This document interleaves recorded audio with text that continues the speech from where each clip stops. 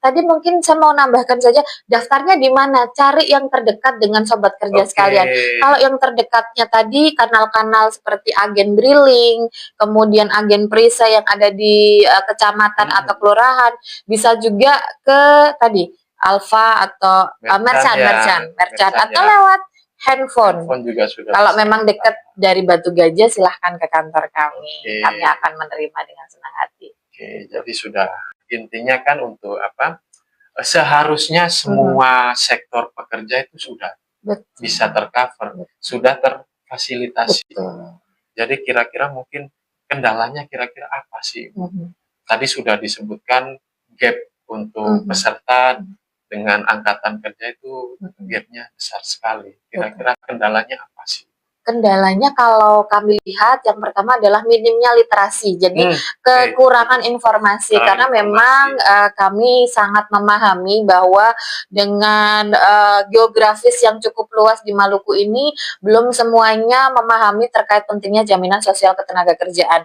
Oleh karena itu sejak tahun ini kami semakin menggiatkan lagi kegiatan-kegiatan koordinasi kami, baik itu dengan pemerintah daerah setempat melalui seluruh kegiatan yang melibatkan masyarakat pekerja, termasuk juga kami libatkan aparat penegak hukum. Jadi pada saat ke masyarakat informal bisa ditanyakan, bekerjanya apa? Sudah terdaftar BPJS Ketenagakerjaan atau belum? Begitu. Karena kalau yang ASN dan TNI Polri pastinya kan sudah pekerja formal, perusahaannya kalau tidak patuh pasti kan sudah ada sanksi begitu. Jadi insya Allah sudah pada patuh untuk mendaftarkan. Tapi yang informal silahkan tadi mendaftarkan secara mandiri ke kanal-kanal terdekat.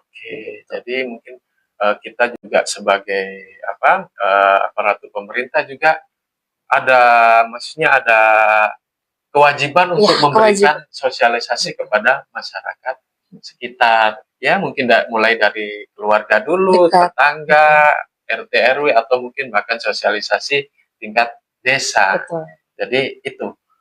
Kemudian nih banyak sekali nih Ibu pertanyaan. Jadi berarti informasi kita sampai ya. Alhamdulillah. Jika pindah ke perusahaan, apakah segera dicairkan atau dapat digabung dengan perusahaan baru? Karena yang namanya pekerja kan tidak selalu bekerja di satu perusahaan. Baik, kalau misalnya berhenti bekerja, jahatannya nggak mau diambil dulu, tapi begitu masuk perusahaan baru bisa digabung, sangat bisa. Penggabungannya kalau sudah terdaftar di perusahaan yang baru bisa segera melaporkan ke HRD-nya, karena kan kita sekarang sudah ada namanya single identity number ya, NIK itu sudah pasti nantinya kami tinggal melihat dari NIK-nya itu akan terdetek pernah bekerja di perusahaan mana saja, kemudian kalau ada saldonya bisa kita gabungkan. Jadi seperti itu ya, sudah jelas ya sobat kerja, tidak perlu khawatir, artinya jangan sampai overthinking setelah selesai di satu perusahaan, uang saya hangus atau bagaimana, ternyata masih bisa digabung. Tidak hanya pakai data, tidak hanya pulsa aja yang bisa digabung. Biasanya habis masa tenggang, kemudian diisi lagi kan, tetap menambah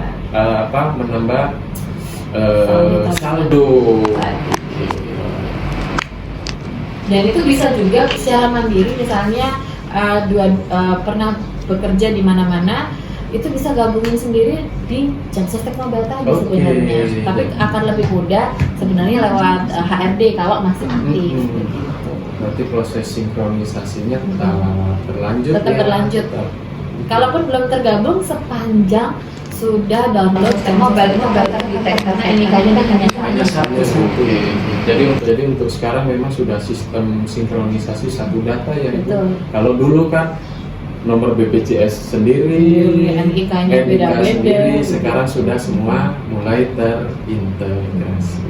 Dari sobat kerja, kira-kira ada lagi kah yang ingin ditanyakan? Kira-kira mungkin dari sobat kerja ada pertanyaan-pertanyaan lain mengenai BPJS Ketenagakerjaan. Mungkin sudah cukup banyak juga pertanyaan-pertanyaan yang masuk nih. Misalnya nih, ini ada satu pertanyaan lagi yang masuk. Misalnya, nih ada pekerja yang mungkin mangkir dari perusahaan sebelumnya, apakah akan hangus atau seperti apa, Ibu? Mungkin sebelumnya sudah rutin terdaftar, tapi mungkin ada suatu permasalahan, suatu hal, sehingga pekerja bisa mangkir dari perusahaan tersebut. Bagaimana tidak kerja lagi ya, betul, tapi tidak persetujuan perusahaan. Jadi kalau memang sebelumnya sobat kerja lainnya sudah memiliki kartunya, begitu. Kalaupun tidak memiliki kartunya, tapi berdasarkan biasanya kan kita tahu ada pemotongan dari slip gaji ya. Kalau ada untuk pemotongan BPJS Ketenagakerjaan, begitu bisa datang ke kantor cabang terdekat dengan membawa KTP-nya sama bukti kerjanya. Waktu itu bekerja di mana, bukti kerja tidak harus paklaring. Yang kepikiran di sobat kerja pasti harus paklaring. Sementara saya mampir nih, nggak mungkin dikasih begitu dari kantornya.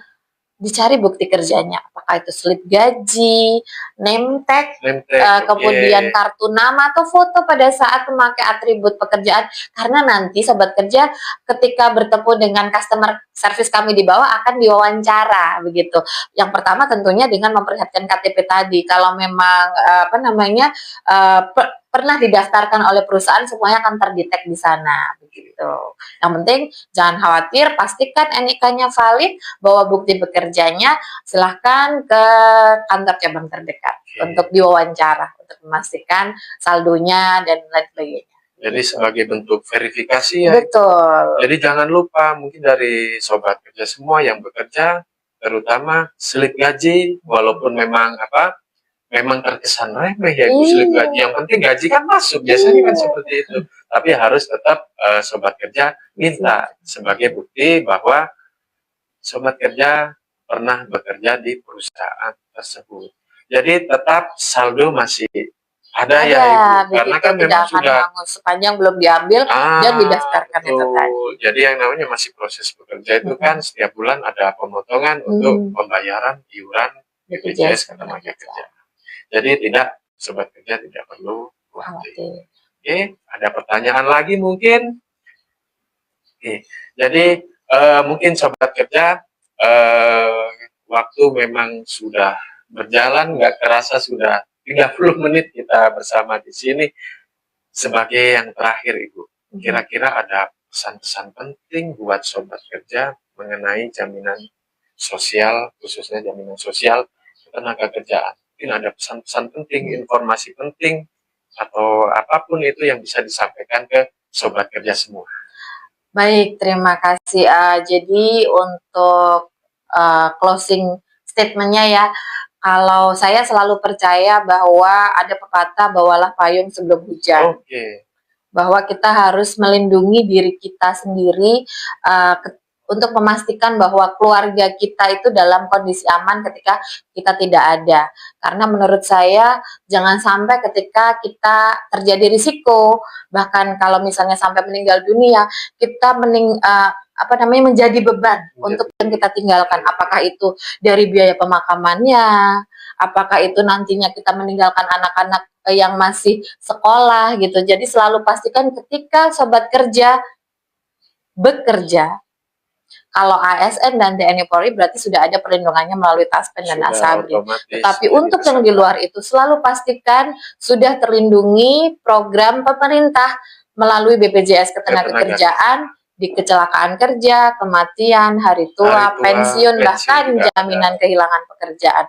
Sehingga kita bisa bekerja lebih tenang, lebih aman, karena ketika terjadi risiko, keluarga kita yang kita tinggalkan di rumah akan mendapatkan santunan atau perlindungan dari BPJS Ketenagakerjaan melalui yang sudah kita siapkan dengan menjadi peserta BPJS Ketenagakerjaan.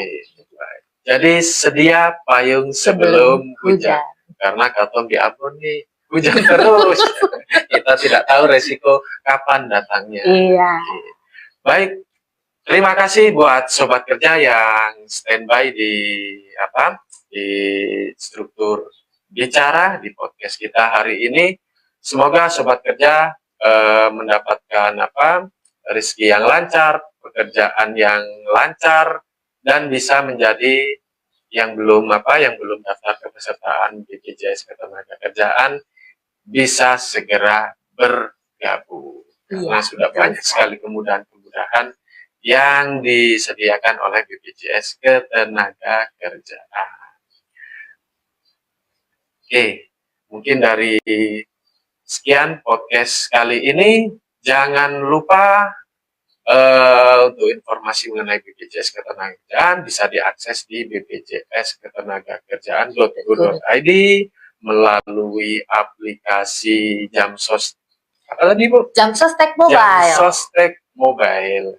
Jadi untuk selalu mengikuti update di kegiatan kita, tetap ikuti di channel kita di Instagram Instruktur Latas 2024, kemudian di TikTok instruktur.latas, IG Disnaker Ambon, dan juga jangan lupa setiap sesi podcast kita nantinya akan kita dokumentasikan, akan kita putar ulang kembali, kita upload di YouTube Instruktur Bicara. Bu, untuk BPJS ini kita punya jargon apa ini? Jadi BPJS Ketenagakerjaan seperti tadi ya, kita perlindungan kepada pekerja, kami memiliki jargon KKBC singkatannya. KKBC, apa itu KKBC? Kerja keras, bebas cemas. Kerja keras, bebas cemas. Iya. Mari kita lakukan jargon KKBC. Iya. 1, 2, 3. Kerja keras, bebas cemas. Oke, sekian, terima kasih untuk podcast kali ini. Assalamualaikum warahmatullahi wabarakatuh. Beta para Ambon. Ambon para semua.